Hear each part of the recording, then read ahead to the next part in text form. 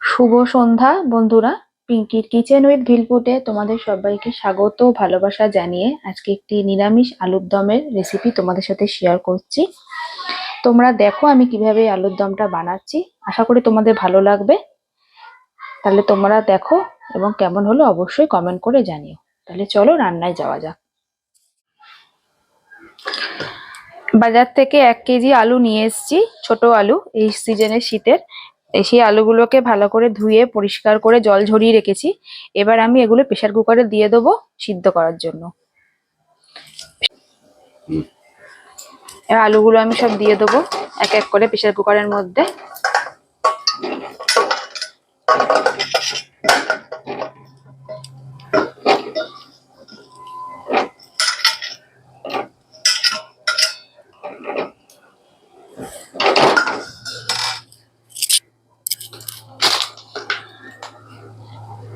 দিয়ে দেবো লবণ, তাহলে ভালো সিদ্ধটা হবে।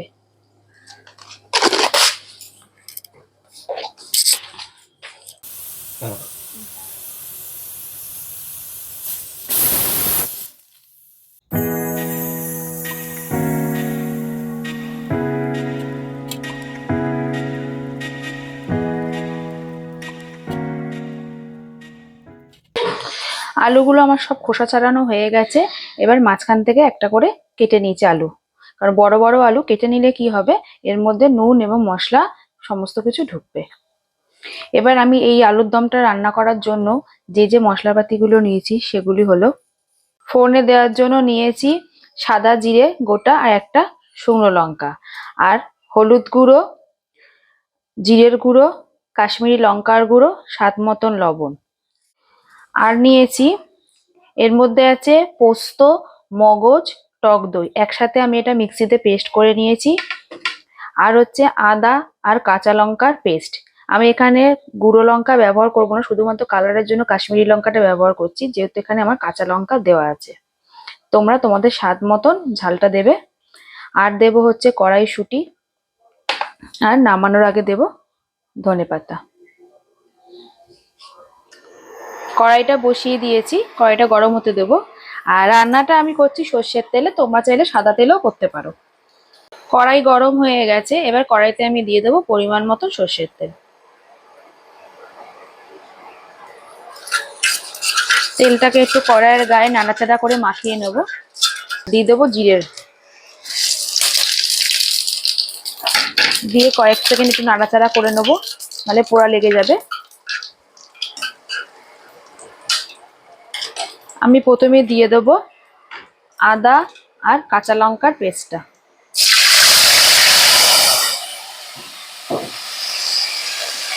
দিয়ে ভালো করে নাড়াচাড়া করে নেবো খুন্তি দিয়ে।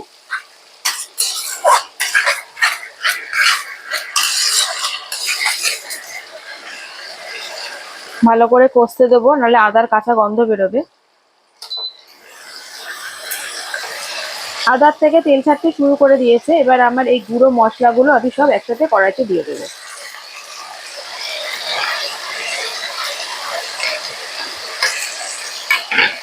দিয়ে ভালো করে মশলাটা কষিয়ে নেবো, সমস্ত মশলা দিয়ে মিশিয়ে আদাটা। আমি একটু এর মধ্যে জল দেবো, নাহলে মশলাটা পোড়া গন্ধ বেরোতে পারে। আমি যে কাজু বাদাম আর পোস্ত মগজ বেটেছিলাম, সরি কাজু বাদাম না, পোস্ত মগজের জলটা দিয়েই একটু প্লেটটা ধুয়ে দিয়ে দেবো।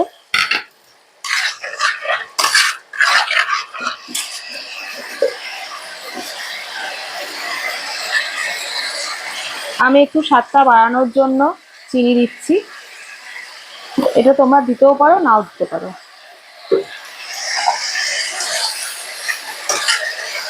আবার ভালো করে নাড়াচাড়া করে নেবো সমস্ত মশলার সাথে।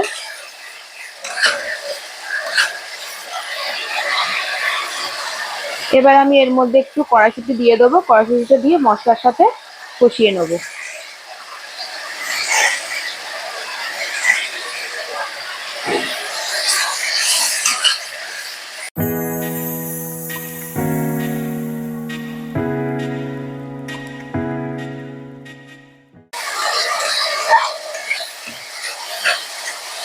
ভালো করে মশলাটা কষিয়ে নিতে হবে যতক্ষণ না মশলার থেকে কাঁচা গন্ধ যাচ্ছে। যত মশলা কষানো হবে রান্নার স্বাদ ততই বাড়বে।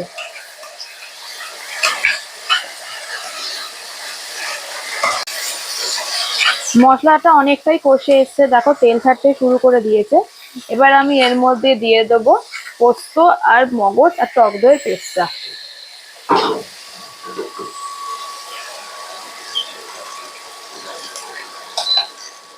আমি বাটিটা জল দিয়ে ধুয়ে বাটিতে লেগে থাকা মশলাটা দিয়ে দেবো। আর এই পোস্ত মগজ সবকিছু নাড়াচাড়া করে মিশিয়ে নেবো, কারণ যেহেতু পোস্ত দেওয়া আছে কড়াইতে লেগে যাওয়ার সম্ভাবনা বেশি থাকে, তাই বারে বারে নাড়তে হবে যাতে লেগে না যায়। লেগে গেলে একটা পোড়া গন্ধ বেরোবে, রান্নাটা খেতে খারাপ লাগবে। আমি এটা কিছুক্ষণের জন্য ফুটতে দেবো। মশলাটা ফুটতে শুরু করে দিয়েছে। এবার আমি এর মধ্যে দিয়ে দেবো একটু স্ন্যাচ করে রাখা আলুর টুকরো, কারণ এটা দিলে কি হয়, ঝোলটার যে মানে গ্রেভিটা যেটা হয় সেই গ্রেভিটা একটুখানি ঘন হয় এবং খেতেও খুব সুস্বাদু হয়। তোমরাও করে দেখো বাড়িতে, এইভাবে ভালো লাগবে। এবার এটাকে আমি ভালো করে সমস্ত মশলার সাথে নাড়াচাড়া করে মিশিয়ে নেবো।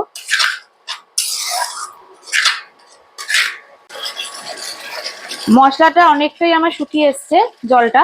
এবার আমি দিয়ে দেবো সিদ্ধ করে রাখা আলুগুলো, এগুলো দিয়ে এবার আমি ভালো করে মশলা দিয়ে কষিয়ে নেবো।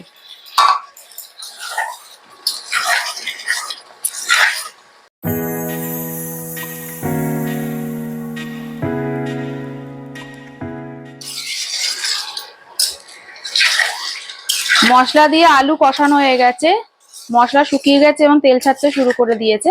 এবার আমি এর মধ্যে একটু দিয়ে দেবো, জাস্ট মশলাটা আর আলুটা যাতে ঠিকঠাক মতন স্বাদটা হয় তাই জন্য একটু জল দিয়ে দেবো।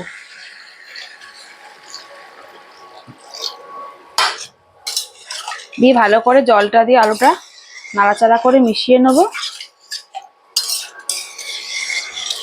ঝোল শুকিয়ে গেছে, একটু মাখামাখাই রাখবো, গ্রেভি না রাখলে ভালো লাগবে না, তাই জন্য এবার দিয়ে দেবো ধনেপাতা, কুচিয়ে রাখা ধনেপাতাগুলো এবার আমি দিয়ে দেবো। দিয়ে ভালো করে নাড়াচাড়া করে নেবো, সমস্ত ধনেপাতার সাথে আলুর দমটা মিশিয়ে নেবো। তৈরি হয়ে গেছে নিরামিষ আলুর দম। এটি তোমরা লুচি, পরোটা, রুটি এবং নান সবার সাথে খেতে পারো, খুব সুস্বাদু খেতে হয়। এবং কেমন লাগলো আমার এই রেসিপিটি অবশ্যই তোমরা কমেন্ট করে জানো, এবং বাড়িতেও তোমরা এইভাবে ট্রাই করো, আশা করি ভালো লাগবে। এবং এরকম নিত্য নতুন রেসিপি পেতে হলে আমার চ্যানেলটাকে অবশ্যই সাবস্ক্রাইব করে আমার পাশে থেকো, আমাকে অনেক সাপোর্ট করো এবং লাইক কমেন্ট শেয়ার করতে ভুলো না কিন্তু। তাহলে আজ আসছি, দেখা হচ্ছে নতুন কোনো রেসিপির সাথে। তোমরা সবাই ভালো থেকো, সুস্থ থেকো, টাটা।